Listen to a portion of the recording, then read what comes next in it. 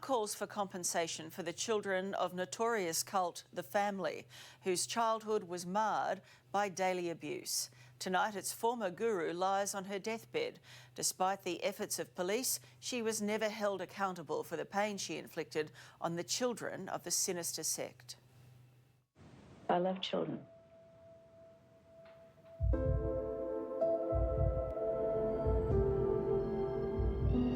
It was eerie.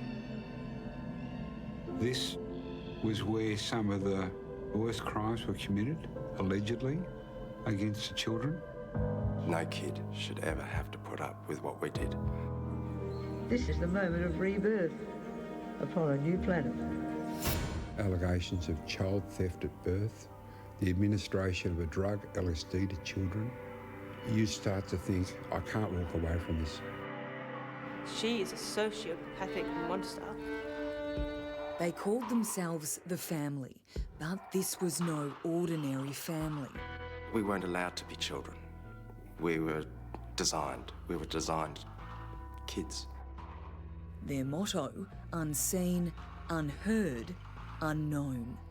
But this bizarre cult is now world-renowned, as more details of what went on inside it are uncovered. Everything was taken away from us children. Everything you can think of. Tonight we'll show you the never-before-seen police interviews. Did you want to speak to your solicitor again? Or try to ring him again? You'll hear from the dogged detective who wants to see change. But was justice totally done? No. And there's calls for Australia's lost children, now adults, to get the proceeds from this cult leader's estate, reportedly worth up to $10 million. I think the people who have been damaged should be compensated. They're doing it tough. No, that's really beautiful, that, honey. And Hamilton-Byrne looked like an enchanting movie star, charismatic and beautiful. But that smile masked what's been described as evil incarnate. In my time in policing, she is the most evil person I've ever known. Here in Melbourne's Lake Eildon, up to 28 children were collected by Anne in a sick bid to create a kind of master race. Some of her 500 disciples helped convince mothers to adopt them out. They thought the kids were going to a good home. The reality was far from it. We didn't have identities. We didn't have our correct names, our correct ages. The children raised in this house of horrors were made to look picture perfect, donning neat little uniforms and matching hairstyles. That was so that Anne could adopt more people into her cult, get more followers. Anne Hamilton-Byrne is now a frail 96-year-old in palliative care. As her life comes to an end, former sect members are asking what will happen to her massive fortune. We didn't have everything that we needed. We had most things. There's quite a lot of money in her estate, and I believe it's time that this case was reopened and that the money that's left in her estate should be distributed to the people that she harmed in the course of establishing this cult. Anne wanted to look like she was an incredible mother with this number of children, well-dressed, well-behaved. Propaganda is all it was for. Anna Ray Trina Byrne, who grew up in the sect, knows that behind the Von Trapp family facade was a fearful existence. We were a team of children trying to live without kind people. Adam Lanchester, another of the cult children, punished on a daily basis.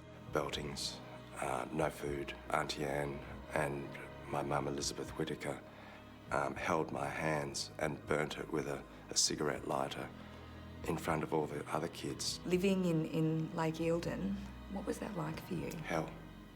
Hell on earth.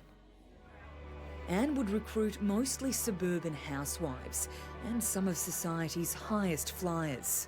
Doctors, we're talking nurses, we're talking barristers, solicitors. There were so many bizarre stories about who she was.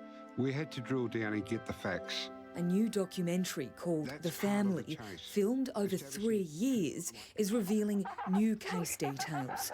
Director Rosie Jones. It's a story about family, about love, betrayal, loyalty.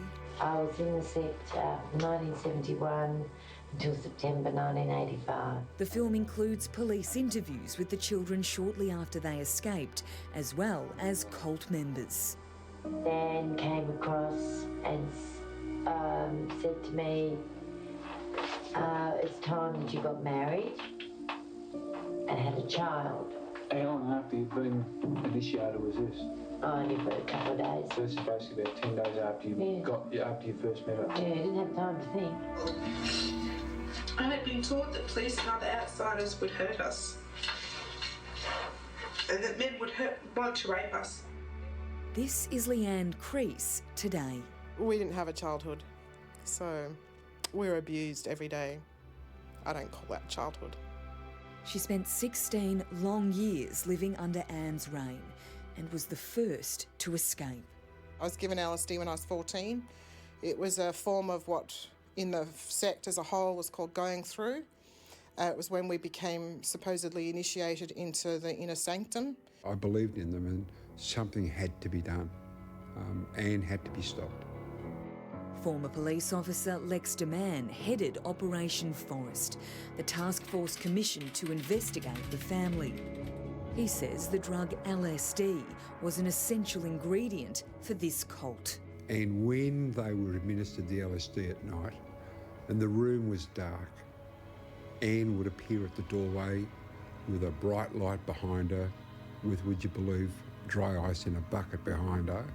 And so through the hallucinatory process, they would wake up and they would believe they have seen Jesus Christ. In the late 80s, police raided the compound and rescued the children. Anne and her husband Bill fled Australia. Mari Moore from Channel 9. The community was absolutely shocked. They couldn't believe that those children had been locked away and treated like they were, and nobody noticed. Former Current Affair journalist Mari Moore hunted them down in Hawaii. Can you explain to me why you treated the children like you did? And Bill, if you'd like to give explanations as to your involvement in why the children were locked away. Nothing to say to you. But I think in her delusional way, she really thought she could convince people that she was fine, that she was a good woman. Eventually, police had the family leader extradited for her day in court, but she was only fined a measly $5,000.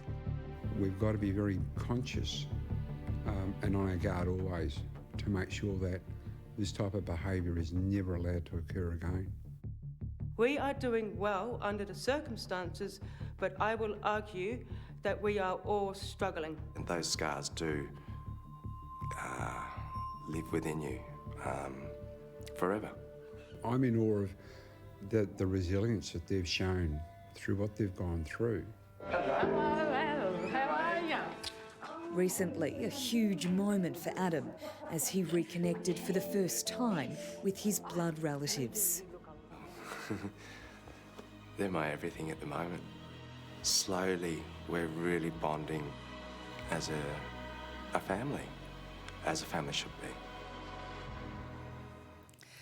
That documentary, The Family, screens in select theatres from tomorrow.